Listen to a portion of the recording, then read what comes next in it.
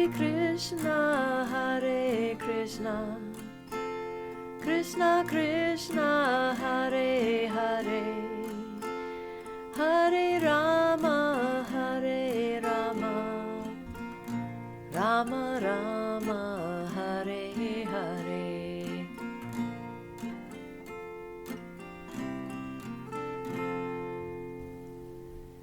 Hello, this is Kerry with the weekly update for October 30th through November 5th. And this is me still trying to do a weekly podcast. If you're listening, please let me know what you think, what you want to hear, what you don't want to hear. I'm open.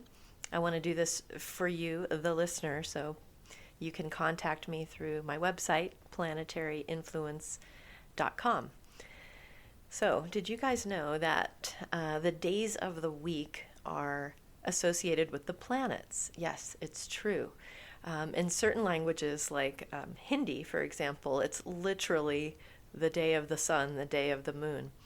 So, if you speak English or French or Spanish, you can figure out which days go with planets. But I'll just tell you right now. Because it's a good way, if you're getting into this astrology thing, to pay attention to the archetypes of the planets. If you know that in your chart Jupiter's good for you or Saturn's giving you trouble, for example, you could do things on those days in a remedial way to balance the energy of those planets. So Sunday is ruled by the sun. That's an easy one. Monday is moon. Tuesday is Mars. You know, in French it's mardi. So Mars, that one's pretty clear. Wednesday is for Mercury. Mercredi in French, Mercury. Thursday is Jupiter's day. Friday, vendredi in French, is Venus day. And Saturday is pretty easy, Saturn.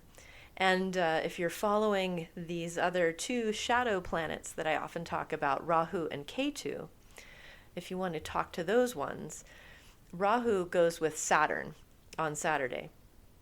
The two of those together rule the sign of Aquarius. And Ketu goes with Mars. Together, those two rule the sign of Scorpio. So Tuesday is for Ketu. Okay, enough of that lesson. So, how it's going this week. The big news of the week, really, which otherwise looks like a semi-quiet week. On Sunday, the 30th of October, Mars, who's been in Gemini, will go into retrograde motion. And this is going to be retrograde all the way up until middle of January 2023. So when any planet is retrograde, it gets a little unpredictable, in a way a little bit stronger, and can sometimes act opposite from what we think, or stronger than what we think. So Mars going into retrograde motion is our source of power. Mars is all about power and assets and planning and strategy and protection.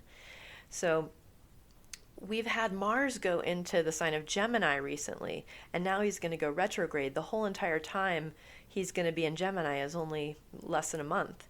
So if you feel like whatever you've been planning suddenly seems like it needs to be completely changed, this could be a good time for you to do it.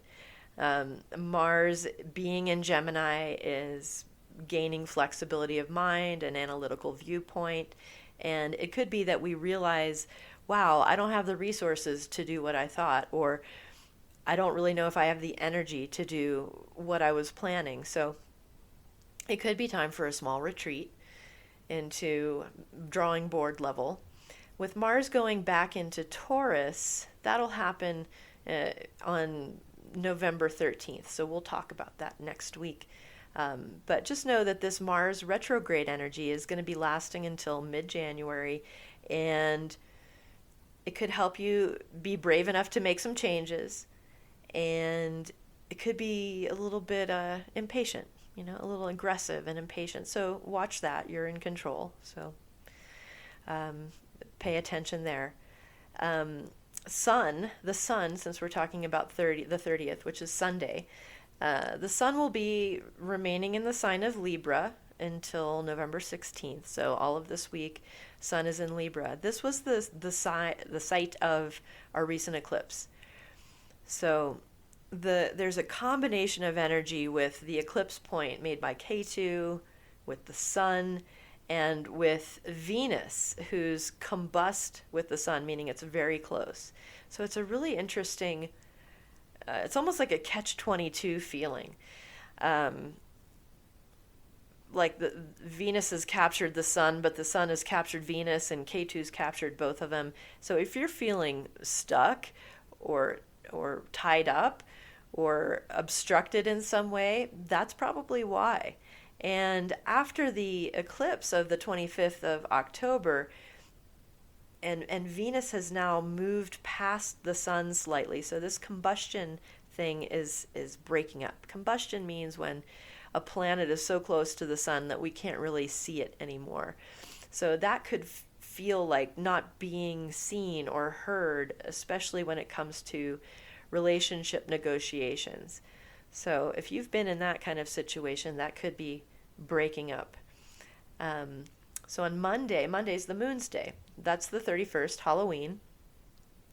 On that day, the moon actually, and it's waxing. So since that eclipse last week, the moon has been waxing. The moon gains strength and power as it gets brighter. So on Monday and Tuesday, we have the moon moving through Capricorn.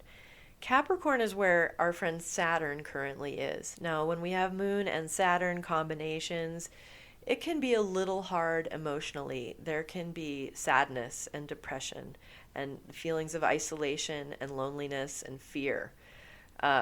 So don't be afraid to reach out when you're feeling that way, because the moon moving through Capricorn and next to Saturn is a temporary thing, couple days.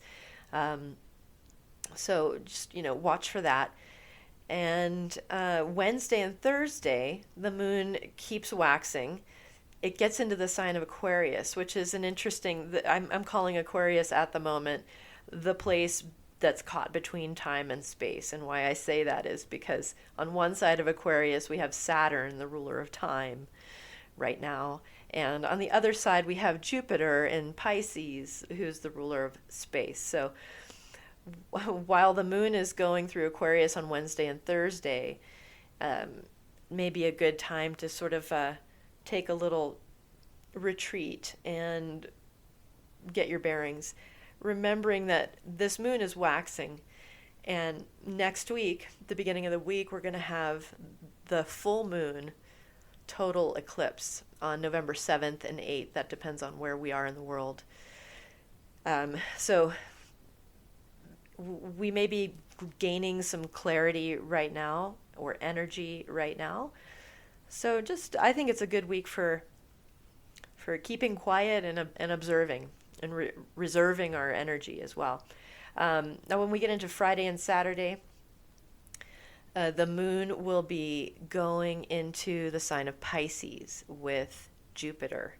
And that brings us to Jupiter. Jupiter is the planet we all want to help us. And it has been retrograde through the summer months. On November 23rd, it'll take direct motion again. So with the moon being pretty strong and getting bright and moving into the space with Jupiter, which is Pisces, the sign of Pisces. The sign of Pisces is a very auspicious sign. Jupiter does very well there, but the retrograde motion has shifted that a little bit. Pisces is the last sign of the zodiac. So Jupiter going through there for the entire year between April of 2022 and April of 2023 has brought us to really trying to see the big picture of things, zooming out to the whole life path and seeing where we are and making major decisions. So the moon coming through there on Friday and Saturday could help, again, find perspective on the direction that we're heading. So that is the week of Sunday, October 30th through Saturday, November 5th. Take care, enjoy, and I'll talk to you next week.